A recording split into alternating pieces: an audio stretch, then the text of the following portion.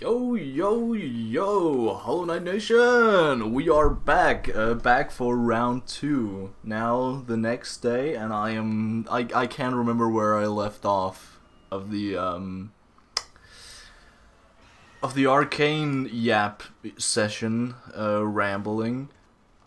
So I'm just gonna continue part 2, the second batch, because that is what I remember the most clearly. So, essentially what happens here, we're introduced to, like, you know, we finally, Jinx is finally taking up the role of this underworld boss, underworld being basically just the undercity, the slums and shit, right? And you know, the power vacuum needs to be filled, and now Jinx has finally filled it by essentially just releasing all the prisoners that were taken prisoner, right? It's kind of, I don't know, that's like one of the singular gripes I have with the show, is that all of the people there, you know, there was a singular guy who is the scientist guy that I talked about, that I still can't remember the name of. I think we just learned his name. Like, he's been not a central figure, but like an important enough guy to at least have a name, right? And he's always kind of been lurking in the background, kind of, you know, doing his own thing that could affect the story greatly if it was, you know, if he was too involved. And now he has become more and more involved in everything that's going on. He has essentially called upon this beast fella guy that has just kind of been lurking in the background alongside evil scientist guy. Evil scientist guy being also Victor's, Victor's mentor. Pretty cool stuff. Now Victor has essentially, I don't really know what happened, I can't remember what happened, but Victor went back and said, "Yeah, I understand. I understand everything now." After being essentially, you know, revived by this hex core, then he went down to his guy again, and then I don't know, something happened. Either we didn't get told what happened, or saw what happened, or or my memory is awful. Could be both. Could very easily be both. But the essence is that this guy has released a beast into the wild, and by the wild I mean the prison. The prison, essentially, like right after they arrived at the prison, they are, you know, they're kind of. We see a montage of both this beast running, just following the blood trail of all these fucking people, and we see also the you know, Jinx and stuff arriving. Jinx and stuff, sure. We see Jinx arriving at this prison to free all of the people, because it's essentially, she sees it as her fault that they're being captured, and, you know, basically the majority of the Undercity is now in Stillwater Prison. So what happens is that they arrive essentially at the same time. The prisoners are all released, and they are, I don't know, there's a goofy scene where they just don't really, like, cheer her on or anything. They just go around her, like, patting her on the shoulder, like, "Yeah, this is our epic sign." I don't know. I don't know what the hell that scene was about. That was kind of goofy. But what is also goofy is that right after, you know, you can assume that right after they escape the prison, quote-unquote escape the prison, they just kind of walk out. Because a lot of the guards have been taken out, and the ones who haven't been taken out, who are standing, like, at the edge of the prison, they are currently being attacked by Beast Man. And it is very much inferred that Beast Man, aka Vander, has killed and ripped apart the majority of the people being released. So in the eyes of the people here, they have been released only to be killed. All for some reason. Jinx has, I don't know. I assume they know Jinx is kind of a little bit of a psychopath. So I mean, depending on if there are any survivors, right? I don't know.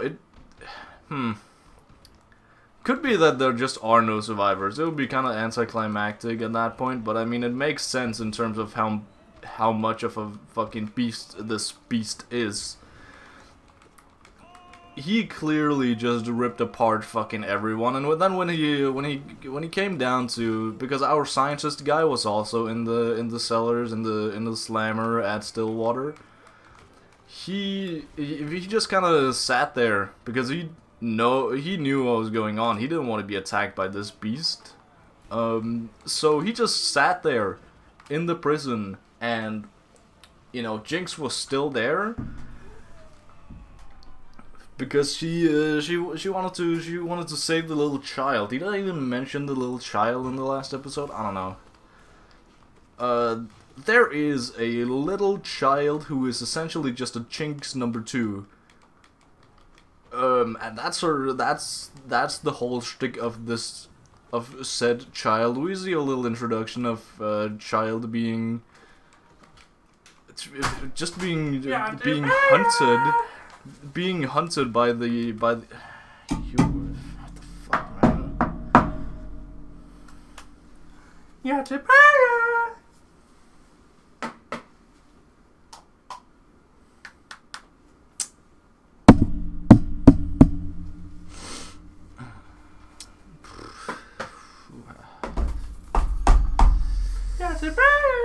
Yep.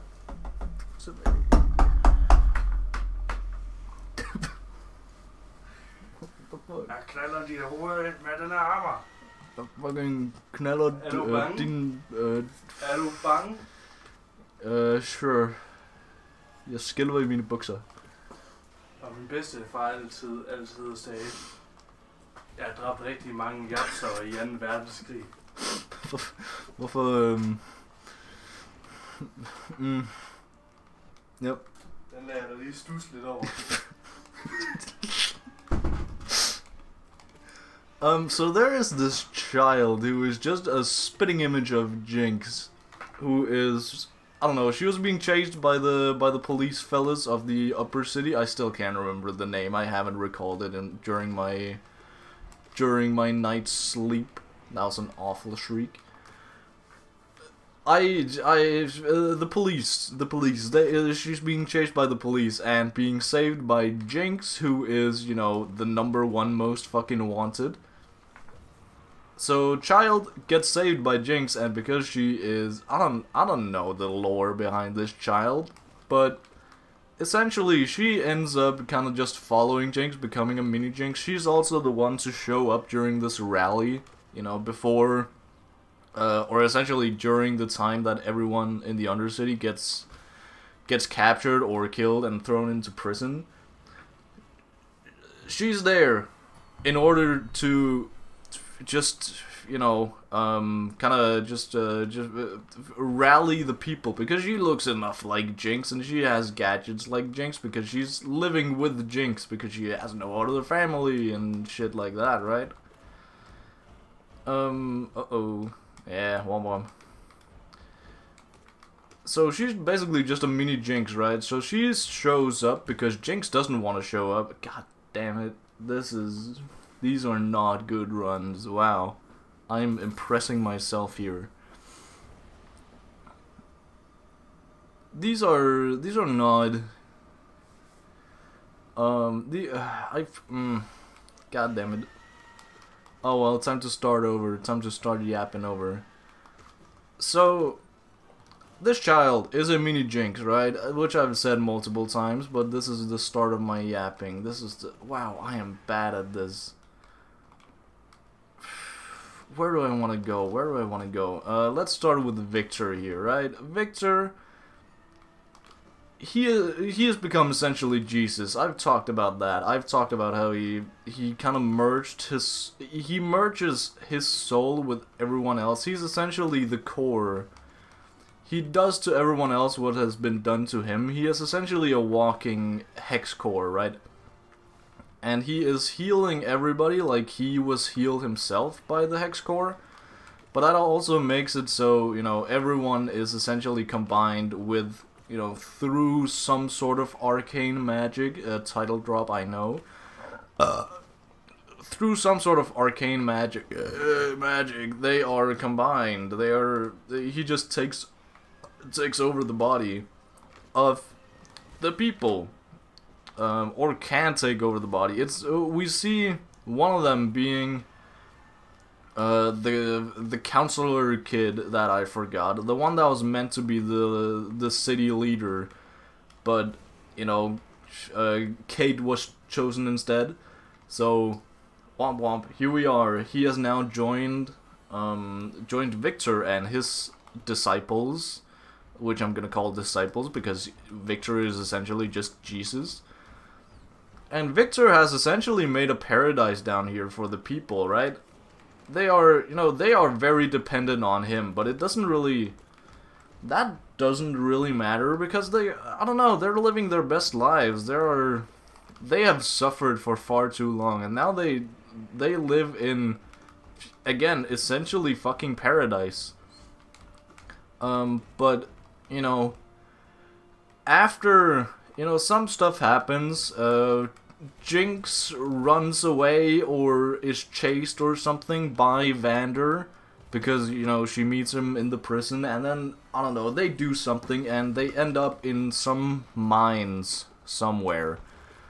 The mines are a pretty cool location. You like, you know, there are some mushrooms or something that when you make sound, they glow, and that is a pretty awesome place for a fight scene to happen, which a fight scene does indeed happen between Jinx and Vi. How do they meet? We don't really get to know, but you know, Vi has a little breakdown of epic proportions. She has an emo phase, like you could say. She paints her hair black, she goes to the fighting ring, and essentially becomes like a big name champion. During this like time skip transition period, we don't really get any exposition on that other than she gets drunk and fights all the time.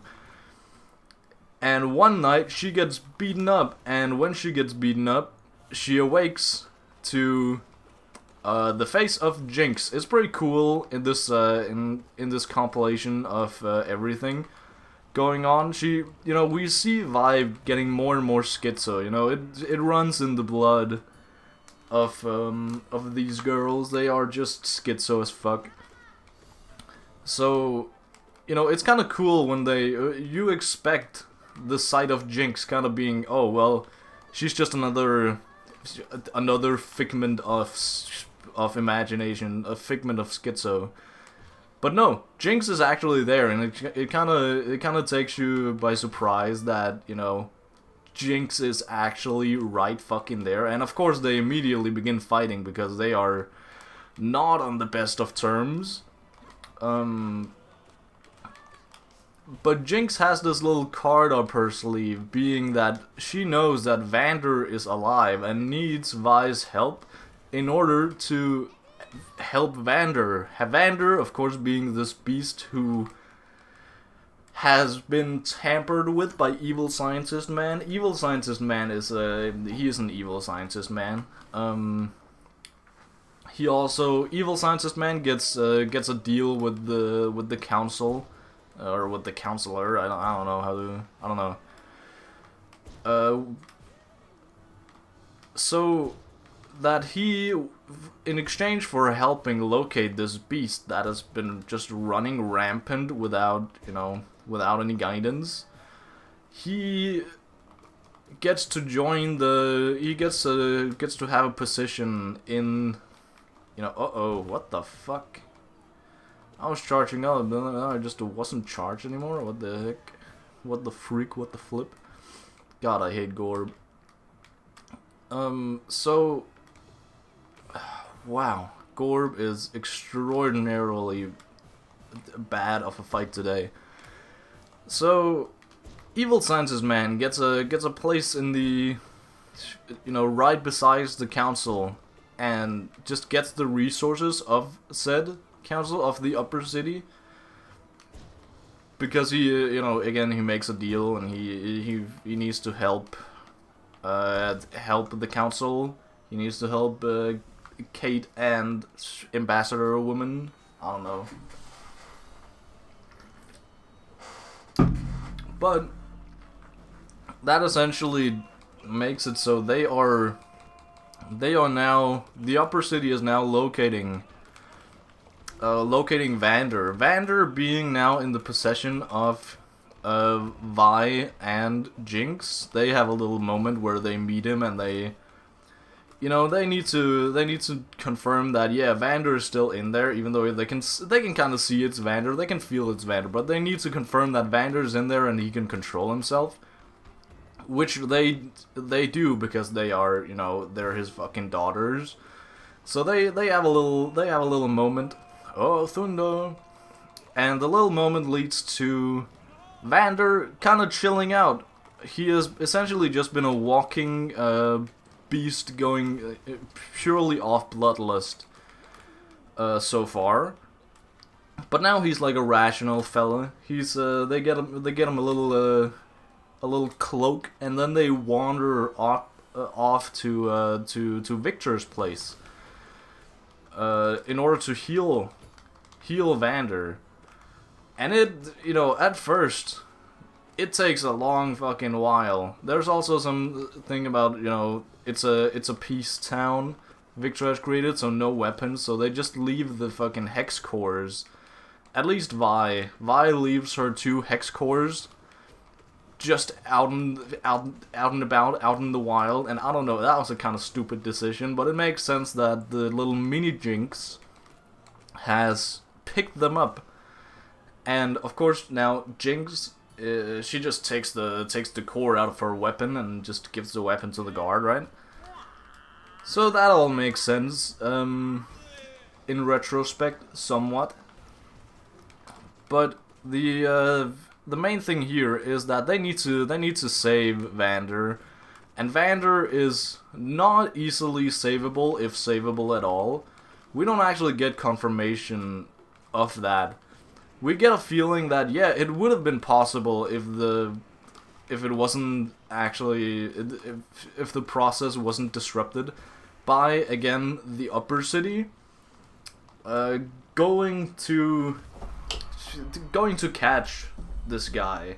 And there's a whole this is basically where a lot of the factions meet.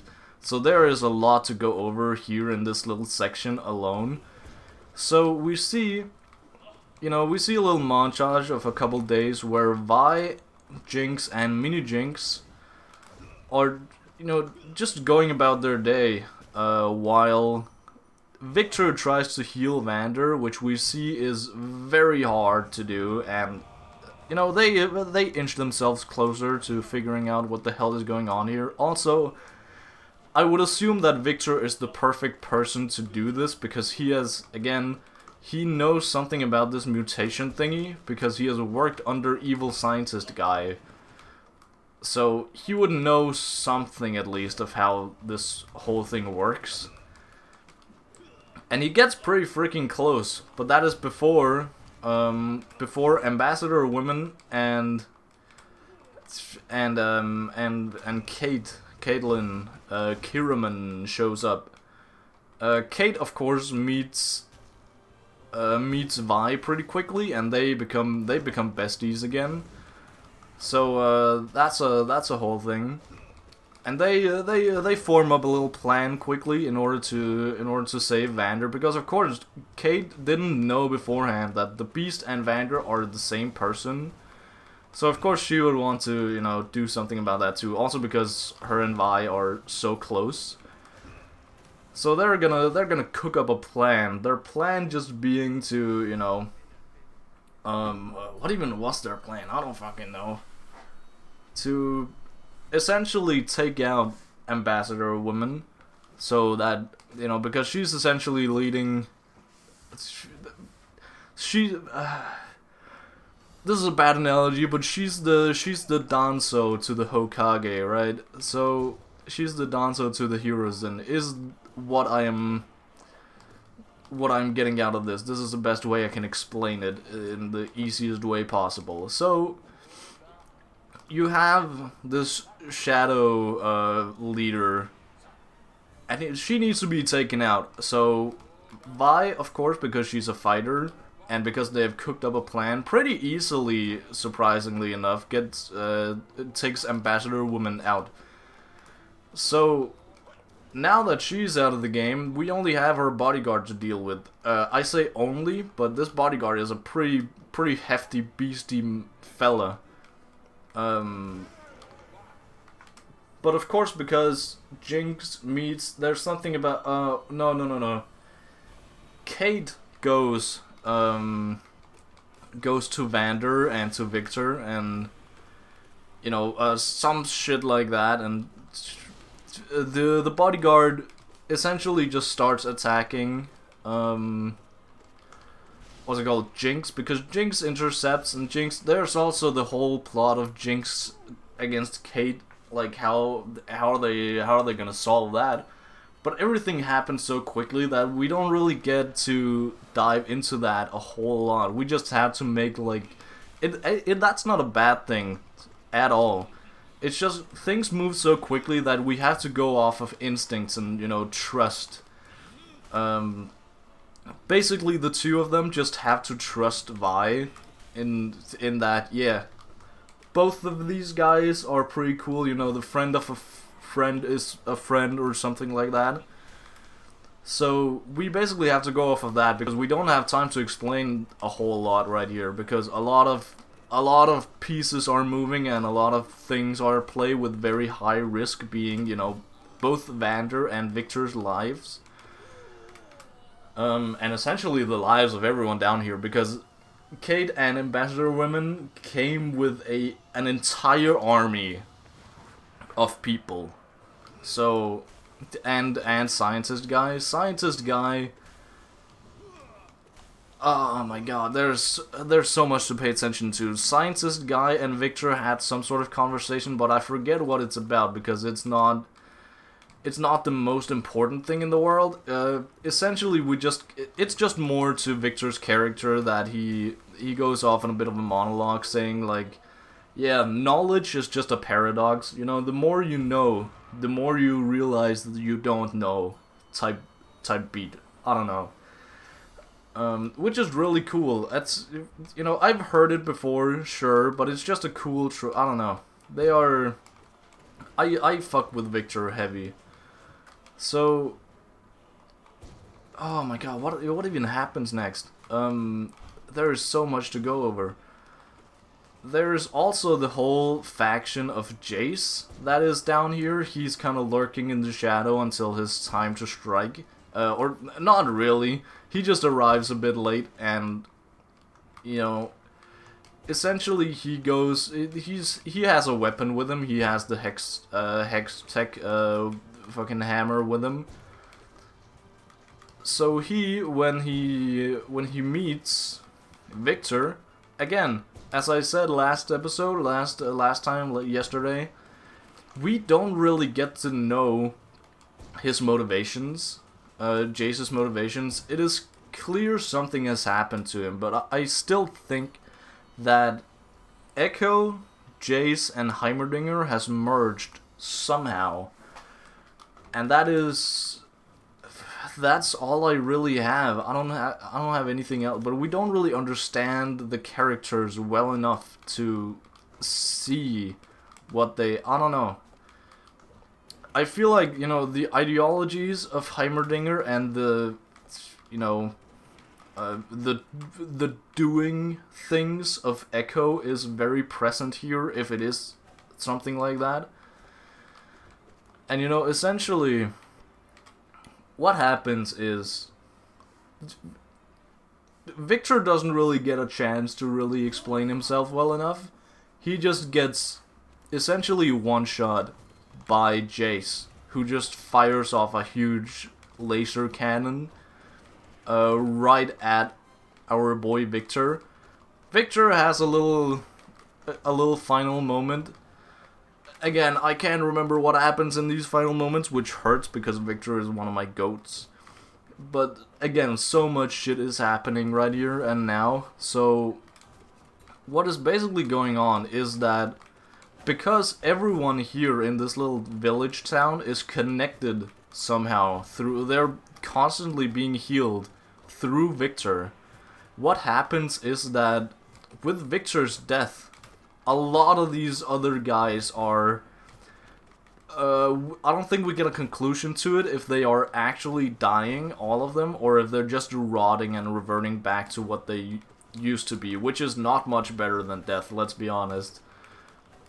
So, with this also, we just see the entire town just getting, you know, reverting back to what it once was, this little hellhole of just darkness. But now it's like, you know, it's not, there's still like, it still looks like paradise, but it doesn't feel like paradise, if you know what I mean. And everything is fucking destroyed, and everyone just starts falling apart, literally, and the most important thing being, being our boy Vander is no longer stable. He was being stabilized the entire time by the powers of Victor's Hex Core. But now that that's no longer in play, like what the heck is going on, right? What happens is that he fucking loses himself and begins just attacking randomly. This happens at the same time that Kate and Jinx and Vi's plans are going on. But you know, that's all fucking thrown down the drain now because our boy Jace decides to kill off Victor, and now he is just back to being this beast. Vander is.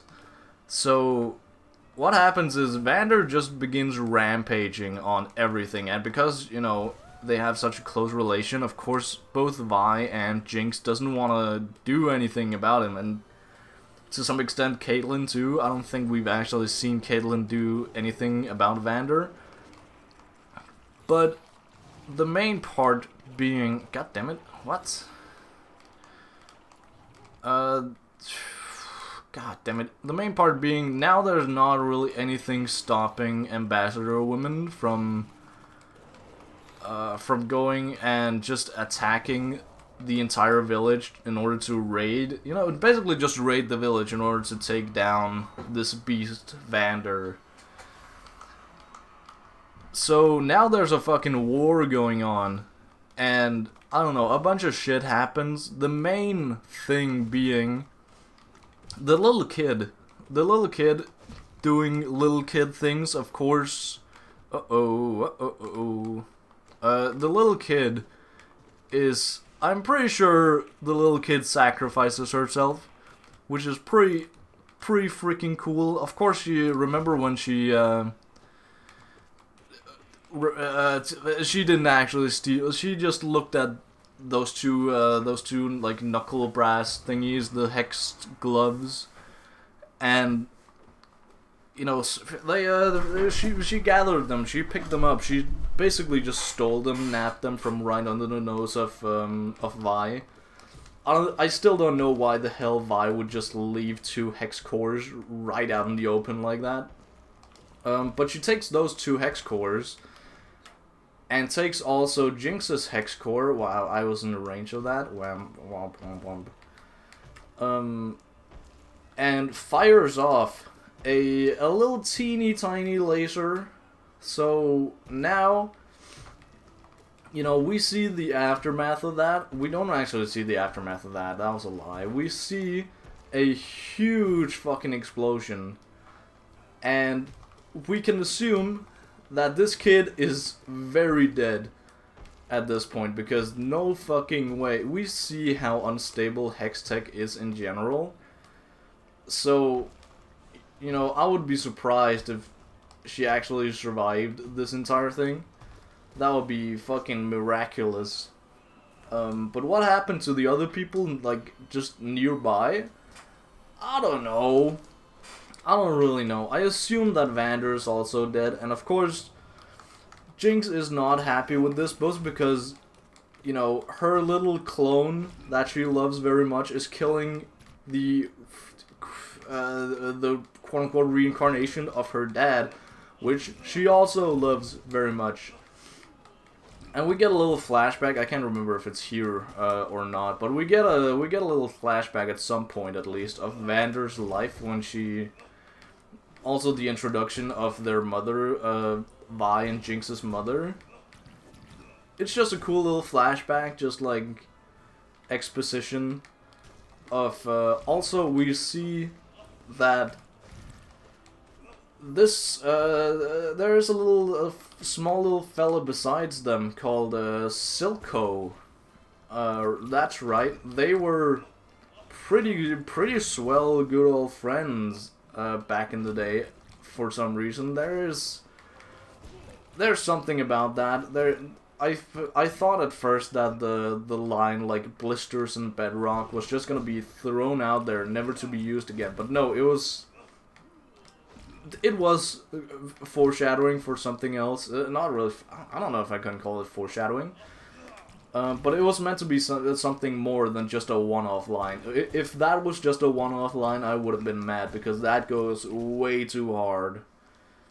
Fucking blisters and bedrock. So, this whole thing, god damn it, there's so much going on, I still can't remember. What was...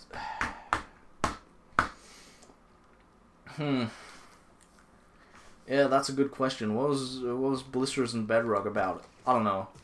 It was something about, like, changing the Undercity and getting a place to actually raise fucking children properly. Something like that. Something along those lines that Silco came up with. So,